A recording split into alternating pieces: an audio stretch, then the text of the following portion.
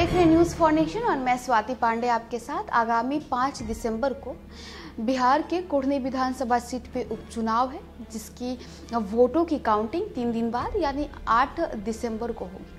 ऐसे में आपको बताएं कि प्रत्याशियों के पास सिर्फ 2 या 3 दिन का ही मौका है। ऐसे में ये 2-3 दिन ही जो है सारे प्रत्याशियों के जीत और हार की गणित सेट करेगी। अब प्रत्याशी के ओर से प्रचार प्रसार के लिए सारा दमखम लगाया जा रहा है। प्रचार प्रसार में सारा व्यवस्था झोंक दिया गया है। इसी कड़ी में आपको बताएं कि बीते दिनों जदयू के संसदीय बोर्ड के अध्यक्ष उपेंद्र कुशवाहा कुढ़नी पहुंचे थे, जहां उन्होंने एक ऐसे टॉपिक की समर्थन की थी जिस टॉपिक की समर्थन 3 साल पहले सूबे के मुख्यमंत्री नीतीश कुमार ने की थी, और उस वक्त उपेंद्र कुशवाहा ने उस टॉपिक का विरोध जताया था। दरअसल बीते दिनों कुढ़नी पहुंचे थे उपेंद्र कुशवाहा और वहां उन्होंने CAA और NRC का समर्थन किया था। आपको बताएं कि 3 साल पहले उपेंद्र कुशवाहा ने ही इस टॉपिक पे अपना विरोध जताया था, और उस वक्त सूबे के मुख्यमंत्री नीतीश कुमार ने इस CAA और NRC का समर्थन किया था। बिहार विधानसभा उपचुनाव में मुजफ्फरपुर के कुढ़नी सीट पर 5 दिसंबर को मतदान होना है। लड़ाई सीधे तौर पर JDU और BJP के उम्मीदवारों के बीच है, इसलिए BJP और महागठबंधन में शामिल तमाम राजनीतिक दल सीट पर कब्जा जमाने के लिए वहां पूरी ताकत झोंक चुके हैं। संसदीय बोर्ड के अध्यक्ष उपेंद्र कुशवाहा ने भी कुढ़नी में चुनाव प्रचार किया। इस मौके पर उन्होंने CAA, NRC और NPR का जिक्र एक बार फिर से इस मुद्दे को गर्म कर दिया। इधर बीजेपी की ओर से भी सिलसिलेवार ढंग से उपेंद्र कुशवाहा के बयान पर जवाब देकर उन्हें आईना दिखाने की कोशिश की गई। आपको बताया कि बिहार में कुढ़नी विधानसभा सीट पर हो रहे उपचुनाव में प्रचार के लिए गए जनता दल यूनाइटेड संसदीय बोर्ड के अध्यक्ष उपेंद्र कुशवाहा ने कहा कि उन्हें CAA नहीं चाहिए, लेकिन शिक्षा चाहिए। गौरतलब है कि 2 दिन पहले ही जनसंख्या नियंत्रण कानून पर केंद्रीय मंत्री गिरिराज सिंह ने कहा था कि जनसंख्या नियंत्रण के लिए भी CAA जैसे कड़े कानून की जरूरत है।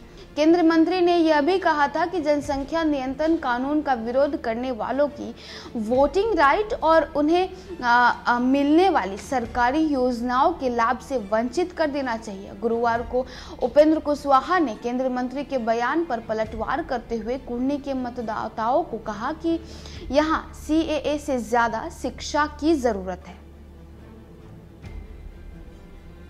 2019 लोकसभा चुनाव के पहले मुख्यमंत्री नीतीश कुमार ने साफ तौर पर कहा था कि नागरिकता संशोधन कानून यानी सिटीजनशिप अमेंडमेंट एक्ट 3 देशों के अल्पसंख्यकों के हितों की सुरक्षा के लिए। उन्होंने ये भी कहा था कि 2003 में ही CAA का प्रस्ताव आया था और तब कांग्रेस ने इसका समर्थन किया था। मुख्यमंत्री नीतीश कुमार 2019 में यह भी कह चुके हैं कि CAA बनाने वाले कमेटी में लालू प्रसाद भी थे।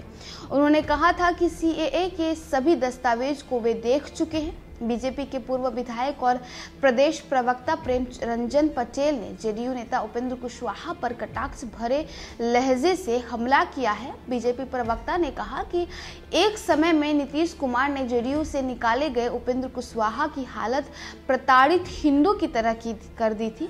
फिर CAA का समर्थन करने वाले नीतीश कुमार ने उन्हें दोबारा से JDU में शामिल कर लिया। बीजेपी प्रवक्ता ने कहा कि उपेंद्र कुशवाहा अगर राजनीतिक तौर पर शिक्षित रहते तो वे अपने पार्टी का विलय कभी भी JDU में नहीं करते। प्रेम रंजन पटेल ने कहा कि शिक्षा की गुणवत्ता लाने के लिए केंद्र सरकार ने कई कदम उठाए हैं और नई शिक्षा नीति के तहत काम किया जा रहा है। आपको बताएं कि राष्ट्रीय नागरिक रजिस्टर यानी NRC लाने का मकसद दरअसल देश में अवैध रूप से रह रहे घुसपैठियों को बाहर निकालना है। आपको बता दें कि NRC अभी केवल असम में ही लागू है। हालांकि केंद्रीय गृह मंत्री अमित शाह ये कह चुके हैं कि NRC को पूरे भारत में लागू किया जाएगा। आपको यह भी बता दें कि national register of citizen bill एक ऐसा रजिस्टर होगा जिसमें देश में रहने वाले सभी वैध नागरिकों का रिकॉर्ड रखा जाएगा। CAA का समर्थन करने वाले मुख्यमंत्री नीतीश कुमार ने दिसंबर 2019 में ही कह दिया था कि बिहार में NRC लागू नहीं किया जाएगा।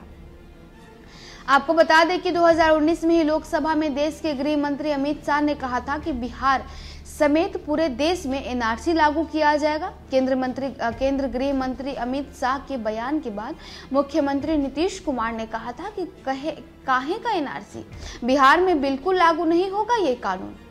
आपको बताएं कि नागरिकता संशोधन कानून यानी CAA विधेयक यानी सिटीजनशिप अमेंडमेंट एक्ट में भारत के 3 पड़ोसी मुस्लिम देशों यानी बांग्लादेश, अफगानिस्तान, पाकिस्तान के गैर मुस्लिम अल्पसंख्यकों जिनमें 6 समुदाय हिंदू, सिख, ईसाई, जैन, बौद्ध, पारसी की धार्मिक या किसी अन्य कारण से अपना देश छोड़कर आने पर भारतीय नागरिकता का प्रावधान किया गया है। आपको ये भी बता दें कि 6 अल्पसंख्यक समुदायों के लोगों को भारतीय नागरिकता के लिए 31 दिसंबर 2014 से पहले भारत में प्रवेश किए जाने की शर्त शामिल है। गौरतलब है कि इससे पहले भारतीय नागरिकता के लिए देश में 11 साल रहने की शर्त थी, लेकिन CAA में इसे घटाकर 6 साल कर दिया गया है। चूंकि इसमें मुसलमानों का नाम शामिल नहीं किया गया है, इसलिए इसका विरोध किया गया।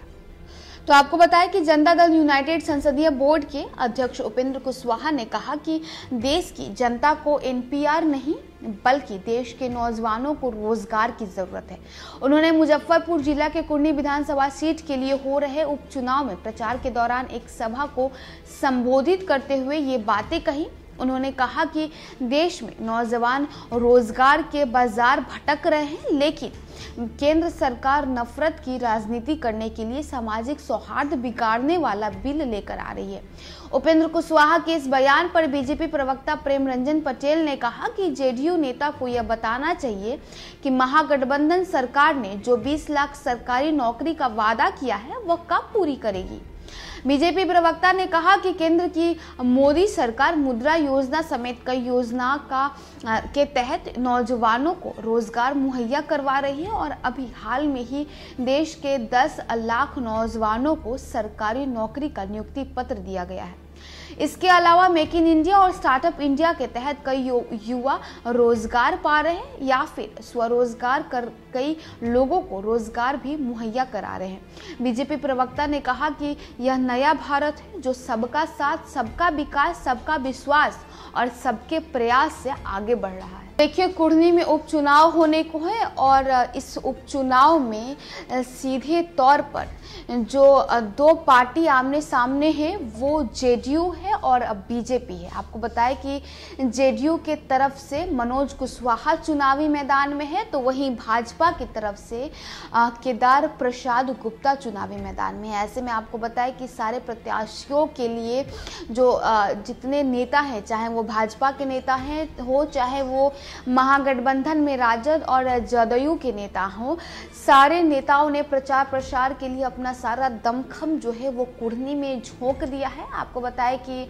बीते 2 दिन पहले बिहार के उप मुख्यमंत्री तेजस्वी यादव और साथ ही साथ JDU के राष्ट्रीय अध्यक्ष ललन सिंह कुर्नी पहुंचे थे, जहां उन्होंने चुनावी प्रचार प्रसार किया था। और अब आपको बताएं कि आज बिहार के मुख्यमंत्री नीतीश कुमार कुर्नी जाने वाले हैं, जहां वो अपने JDU के प्रत्याशी मनोज कुशवाहा के लिए प्रचार प्रसार करेंगे। ऐसे में आपको बताया कि बीते दिनों उपेंद्र कुशवाहा जो कि JDU के राष्ट्रीय संसदीय बोर्ड के अध्यक्ष हैं, वो कुर्नी गए थे और वहां उन्होंने ऐसी टॉपिक की जो है ऐसा टॉपिक उन्होंने उठा लिया, जिसके बाद फिर से बिहार में जो विपक्ष की भूमिका में बीजेपी बैठी है उसे बैठे बिठाए एक टॉपिक मिल गया। बिहार के मुख्यमंत्री नीतीश कुमार और महागठबंधन सरकार पर हमलावर होते हुए नजर आ रहे हैं। तो चलिए, इस खबर में बस इतना ही। और भी वीडियोस और अपडेट्स के लिए आप देखते रहे न्यूज़ फॉर नेशन।